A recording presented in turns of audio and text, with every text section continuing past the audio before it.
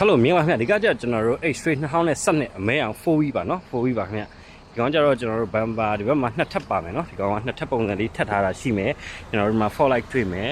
လိုက်ရှိမယ်ခင်ဗျာနော်ဟုတ်ကဲ့ပါခင်ဗျာဒီကမ်းမှာဆိုရင်ကျွန်တော်တို့ကားတော့အားတော့မစိုးပါဘူး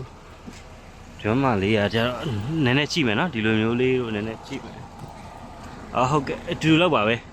ကျွန်တော်အရင်ကွာနေတယ်ထင်လို့ကျွန်တော်အရင်ကွာနေတယ်ထင်လို့ကောင်းနော်ဟုတ်ကဲ့အရင်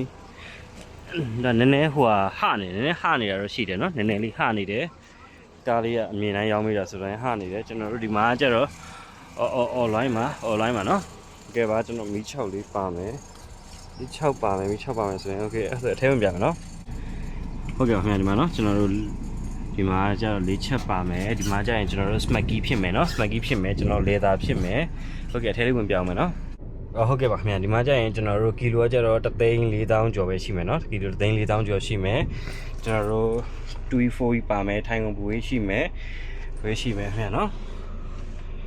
ဟုတ်ကဲ့ပါနော်နောက်ခန်းလေးမစိုးပါဘူးနော်နောက်ခန်းလေးလည်းမစိုးဘူးโอเคကျွန်တော်နောက်ကနေပြရမယ်နော်ခင်ဗျာဒီကကျတော့ကျွန်တော်နောက်ဖက်ကနော်နောက်ဖက်လေးပါလဲတာဇီးလေးပါ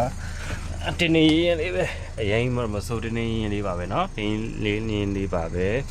ဟုတ်ကဲ့ပါခင်ဗျာဟုတ်ကဲ့ပါအဲ့ဆိုရင်ကျွန်တော်ဒီမှာနည်းနည်းလေးဖွင့်ပြပေးမယ်ဆိုတော့နောက်ဖက်မှာ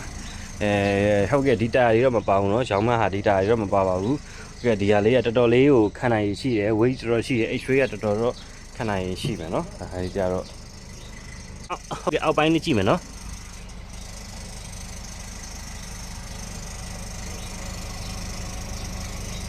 ဟုတ်ကဲ့ခင်ဗျအောက်ပိုင်းလေးတော့တတ်တယ်เนาะအောက်ပိုင်းလေးတော့တတ်ပါတယ်ဟုတ်ကဲ့ပါခင်ဗျဒီကအနောက်ဖက်ချမ်းလေးပါခင်ဗျเนาะဟုတ်ကဲ့ကြည့်ပြီးလို့ကျေးဇူးပါ